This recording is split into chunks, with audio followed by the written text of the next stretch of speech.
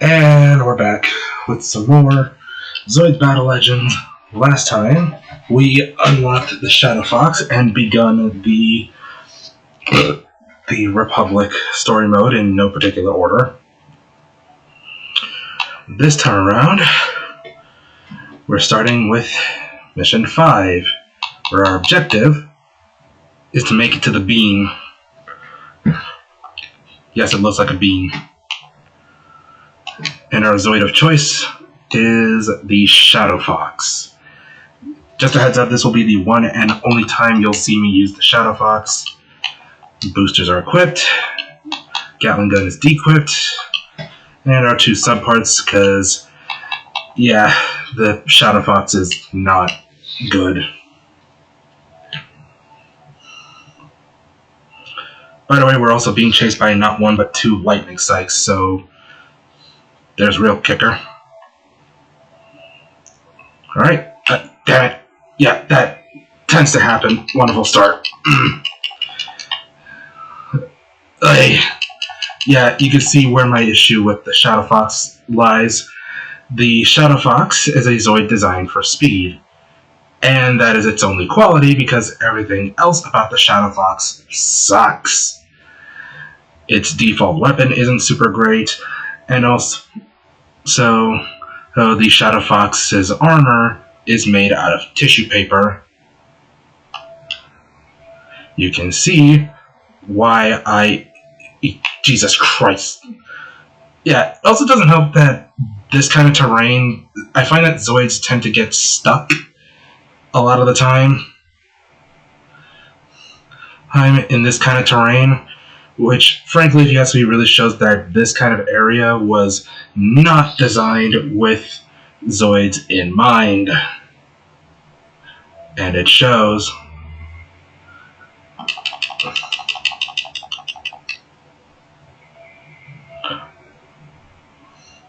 Move it, you damn mutt. So yeah, this will be the one and only time you will see me use the Shadow Fox. Its only other weapon is this tail gun, which isn't really super useful, but we made it. So, and like that, you can say goodbye to the Shadow Fox because we're not going to use it ever again. Thankfully.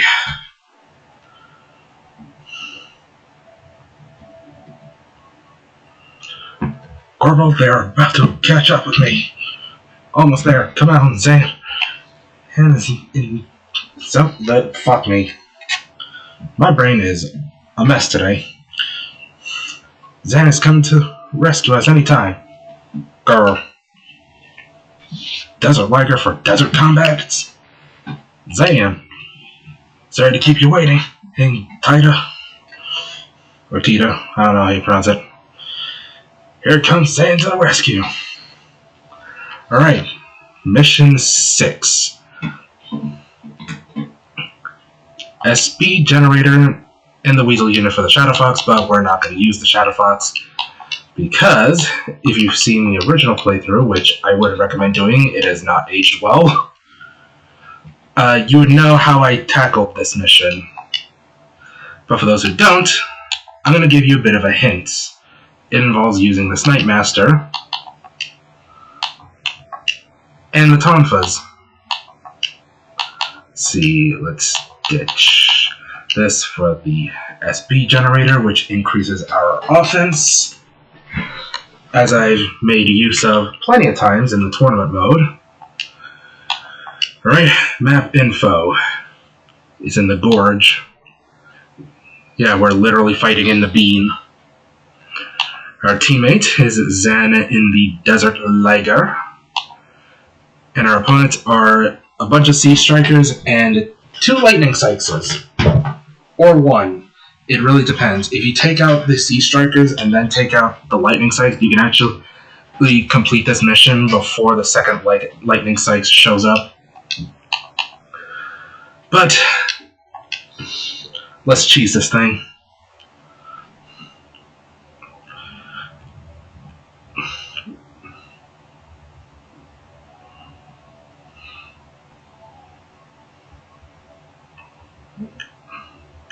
Alright, so first order of business, the lightning sykes is going to make a beeline for our ass.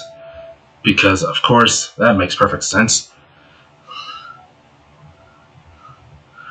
And what we're going to do is this. Yeah, the way we're cheesing the fight here is by running around in circles, baiting the lightning strikes into doing an attack, and then from there, bonk it right in the dome, quarter op demonstratum. And we're basically just going to be doing this for the entirety of the fight. This is what I call the cheese strat. And you can see why I prefer to use the Snipe Master over the Shadow Fox for this mission. If I'd actually would indeed recommend using the Snipe Master over for the oh, for fuck's sake, get back here, you coward. Yeah, the Tonfas are a close range weapon, so you do have to get right up close to the damn thing. Oh, but not that close. Luckily, you just do that. But yeah, see, if I was using the Shadow Fox, I would have lost more of my health from that. Yeah, the Snipe Master can definitely take more of a beating than the come here, get back here, bonk. Yeah, the Snipe Master can definitely take more of a beating compared to the Shadow Fox, that's for sure. Like, yeah, I cannot stress enough how squishy the Shadow Fox is. Seems like we're going to be fighting that second lightning strikes after all, so bonk.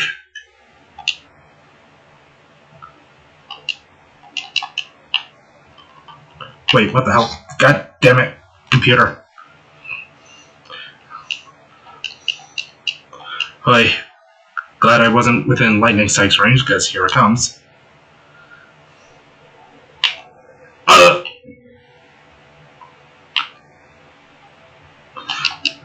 There we go.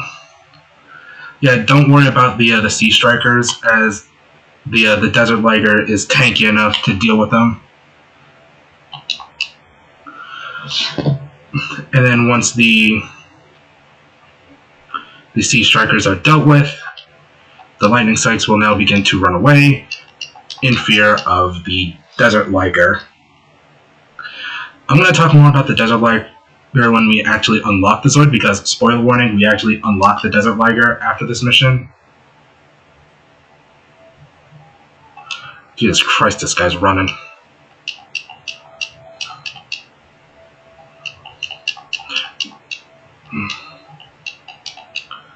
Yeah, the Lightning Strikes is another Zoid that specializes in speed, but I'll explain more in detail when we get to the Empire campaign.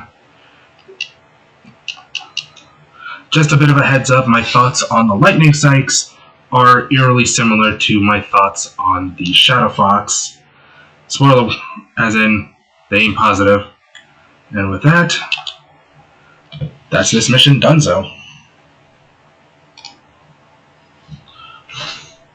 But alas, we must part ways with our lovely Snipe Master, our dinky little Snipe Master. Yes, we did it! Thanks to Zan's help, the Imperial force is shot down, and they have retreated. Shoma and Tira are joined by Zan. We managed to escape from their attack. We were on our way heading back to the base, but the beak and the transmitter were not functioning. I followed my gut instincts and managed to meet up with you. I was worried about you. Oops, sorry, I apologize. So, don't be so mad. Senior pilot? Senior pilot? I'm a writer, boy. I joined the force because of you. What? This is Shoma, a new member of the Blue Unicorn team. I see. Good luck. You can learn a lot from me. Not everything, though. He's sloppy and careless. Hey, that's not nice. Anyway, glad to meet you, Shoma. I'm honored, Senior Pilot. Oh, a This just came in. The message is to notify them that a Zoid transporting hover cargo is crossing the nearby imperial border, and that they need to escort the hover cargo. The hover cargo is supposed to be carrying Cyclops that Shom has transported before. I think it's supposed to say the Cyclops. The Imperial force has been identified. Send a backup team immediately. Is the Imperial force going towards the hover cargo? Cyclops again? What's this obsession about? I'll tell you later. I won't let the Imperial force get away with this. Show them that this is serious business. Roger. Annihilate the enemy. Well, Mission 7. And like that, new Zoid, the Desert Liger, and a new writer in the form of Zan, who is better than Shoma in every way.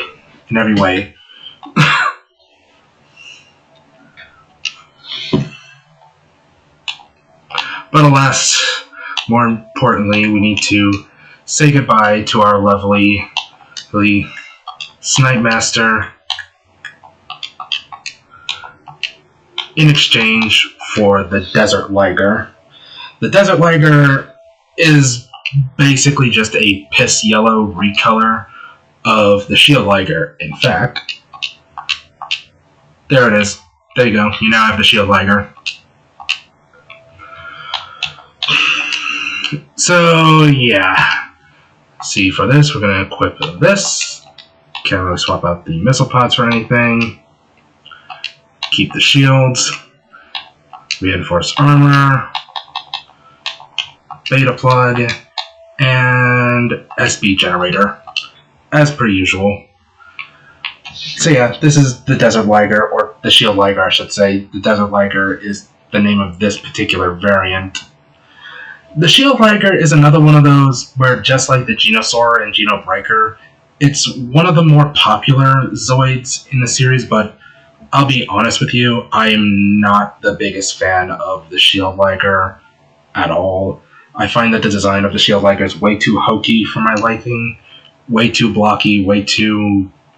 like, it looks like it fits more in something like Battletech than it does Zoids. Dare I say. But again, it's one of the more popular Zoids, but again, I just don't like the Shield Liger. But we're going to have to make use of the Desert Liger here, since the Desert Liger stats are actually not too shabby for this mission. Alright, our mission is to protect the hover cargo from the enemy Zoids, those being a Red Horn, who drops a smoke bomb, a green horn, a dark horn. Yes, there's a variant of this guy called the Green Horn, and it's literally just the red horn but green. The dark horn, which has a landmine, that's the one, and a Mulga. Well, there's actually two Mulgas, but they're Mulgas, not really much to talk about. So, let us begin.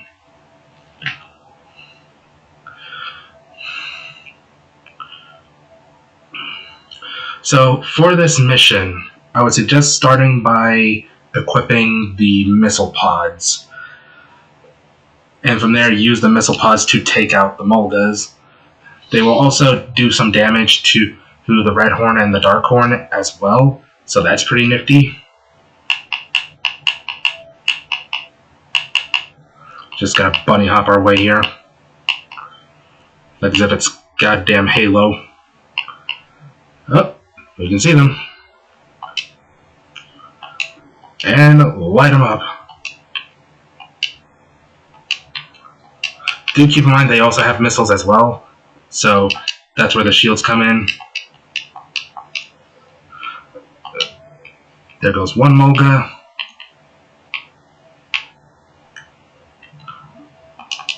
While we're here waiting for the... Jesus Christ, they're running away. Yeah, the red horn drops a smoke screen, which can fuck with your aiming. Ow. As for which of the two Zoids would I consider you prioritize, I would say whoever you see as the bigger threat, right, at the moment. For me, it kind of flip-flops depending on... It kind of like flip-flops between the two, between the red horn and the dark horn. Like, sometimes I find that the dark horn is more of a bigger threat, right? Other times I find that it's the red horn. Other times sometimes it's the red horn, sometimes it's the dark horn. God damn it, these guys just keep on coming. But yeah, so I guess in this case it's the red horn that I'm going to be prioritizing. So for those wondering what the smoke screen does, the smoke screen makes it to where you're unable to lock on to the enemy Zoid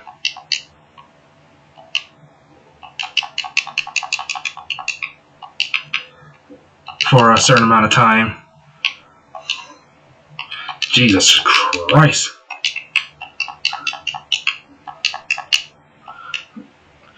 Yeah.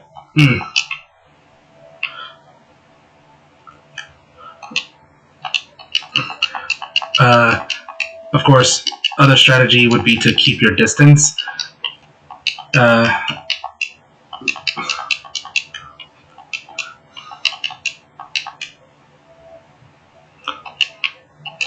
So yeah, the long-range rifle is actually good here since you can actually do a concentrated damage on the dark horn and the red horn. But anyway, so yeah, the landmine, what it does is if you step on it, it'll explode, but it will also explode after a certain amount of time. This should be, yep, there goes the dark horn. That just leaves red horn. Oh yeah, the red horn also has missiles, so you do gotta keep in mind of that. So be wary of that. There we go. Like I said, keep your distance, and so you can just stay locked on to the red horn, even through the smoke screen. If you walk into the smoke screen, you won't be able to lock on to the red horn. God damn it. Stay still, you little shit. Oh! We got him. And with that, that's this mission done. Christ, we took one hell of a beating. Alright.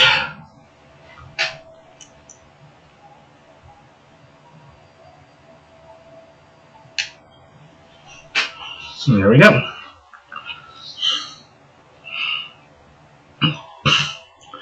Blue Unicorn struggles, but succeeds in its defense. As the enemy retreats, Shoma intercepts their signals. Failed to retrieve the Daedalus Zoid. Repeat. Hey, Daedalus Zoid. Daedalus Zoid? Wait, huh? Are the signals crossed?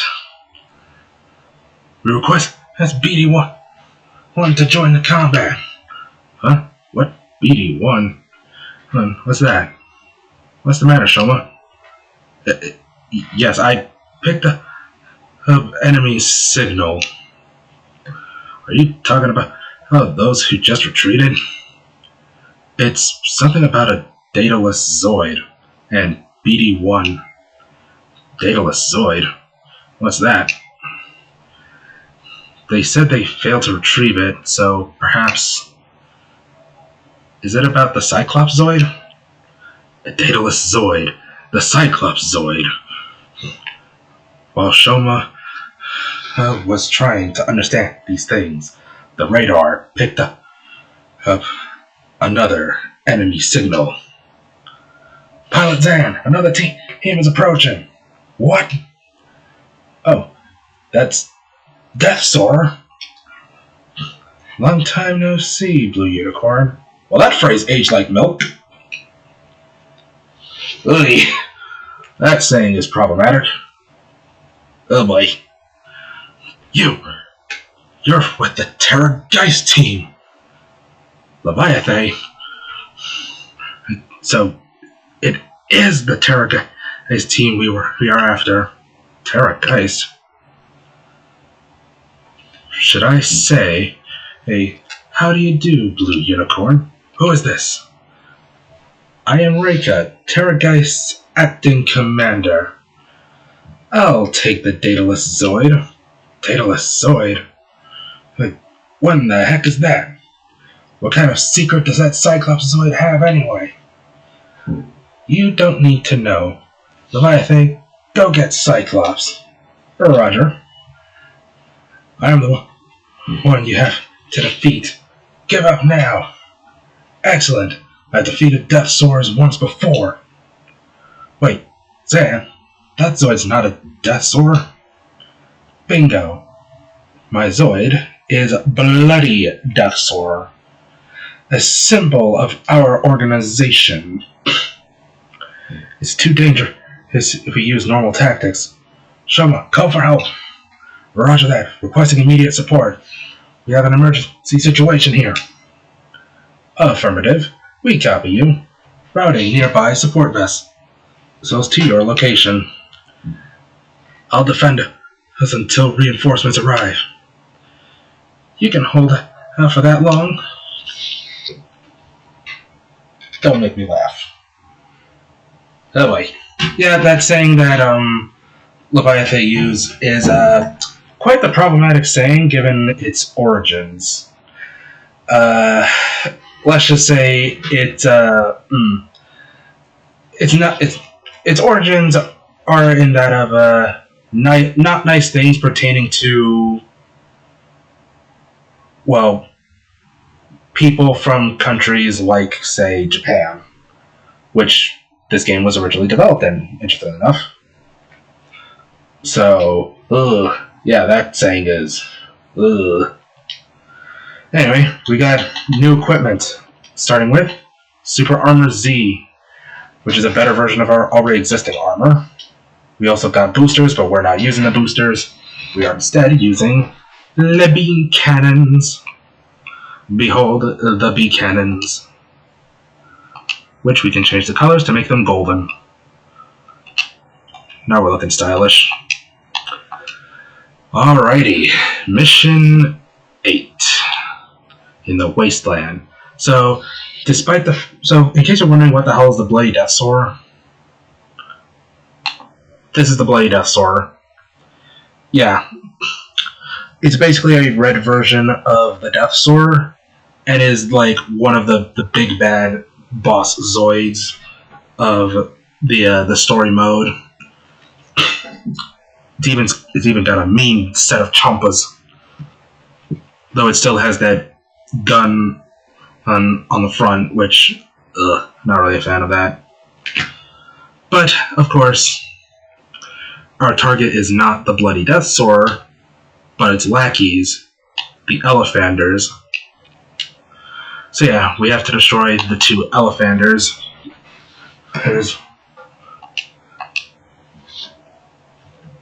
Essentially, this is our means of holding out until backup arrives.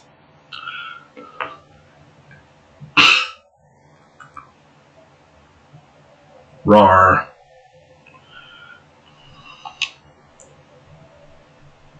Alright. First order of business.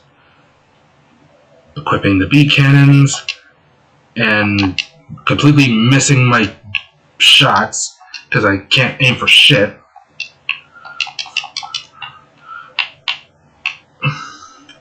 I do have a special announcement I want to make, but I'll make that. Ow.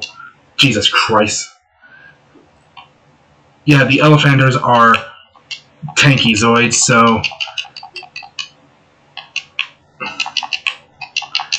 Oof. This might be our first defeat, so we might have to call a mulligan on this one. Yeah, this may be our first defeat here.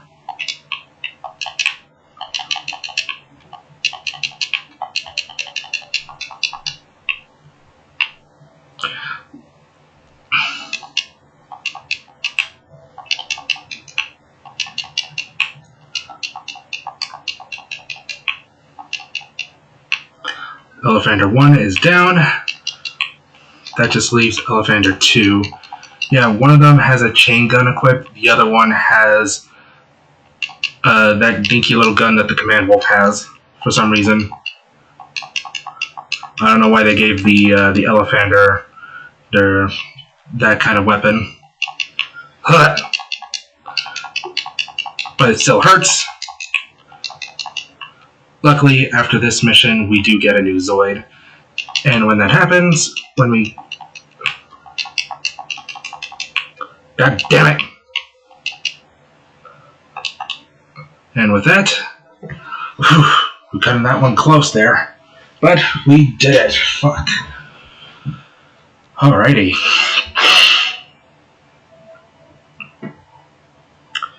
And with that, I think we can call it a part.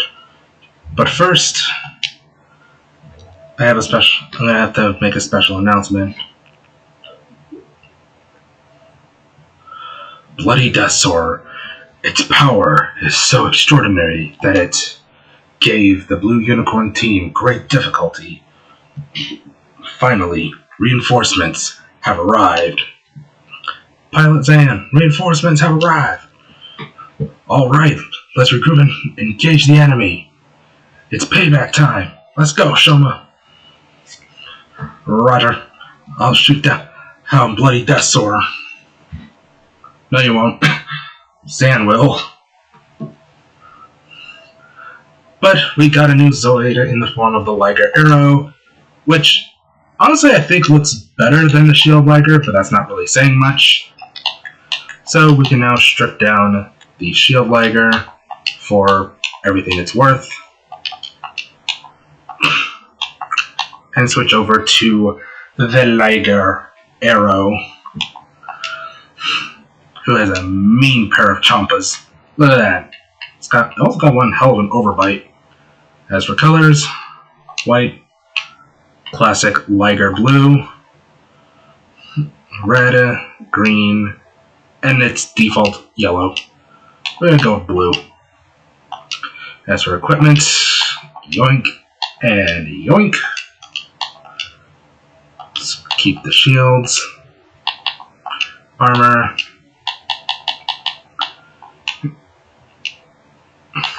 Gamma Plug Z, and high output SB generator. So, I guess before we call it apart, I do have a few announcements to make. Might as well get it out of the way right now. For one thing, unfortunately, the Pokemon Black 2 playthrough will no longer be happening. The reason is because the site that I use to get the ROMs in order to record for the previous two Pokemon playthroughs, they got targeted by Nintendo, Sega, Lego, and the ESA, and so had to take down a lot of the games. So now my only other means of doing a Black 2 playthrough would be on original hardware via capture card, which I am unable to do since none of my DS's or 3DS's have been modified to accept a capture card at all. So it seems like what was originally supposed to be a Pokemon trilogy ended up becoming a Pokemon duology, as unfortunately the Black 2 playthrough will no longer be happening. In its place, though, I have considered doing a different playthrough as a backup in case something like this were to happen, given Nintendo's history with emulation. If you know, you know. And so, after the Battle Legends redo is done, after this playthrough here is done, the next playthrough will be a Digimon playthrough, that being Digimon World 4, in place of Pokemon Black 2. So yeah, it is unfortunate that the Pokemon Black 2 playthrough will no longer be happening, but it is something that you just gotta kind of expect at this point. But to not end things completely on a downer note, both Digimon World 4 and Doom are still on the table for playthroughs, with Doom in particular being a special kind of playthrough, because, well, it's going to be the playthrough for the month of October. Yeah, so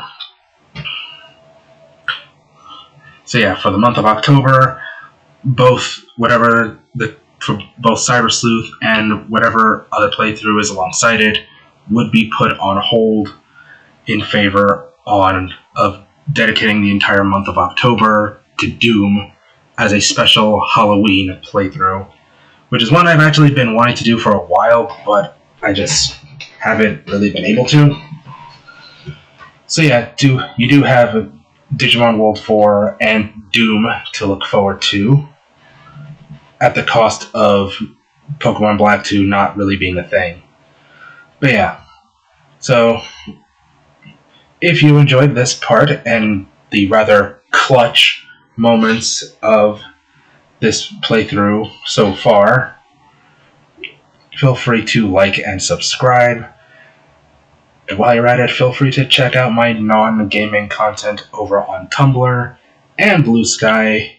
In the case of Tumblr, I've actually recently just dunked on the Zoid series lately, so be aware of that. But until then, next time on Zoids versus his 2, or as it's known as here in the States, Zoids Battle Legends, we will be continuing with the Republic story mode by taking down a bloody Death Soarer. So, till then, see you all next time for some more Zoids Battle Legends. Bye.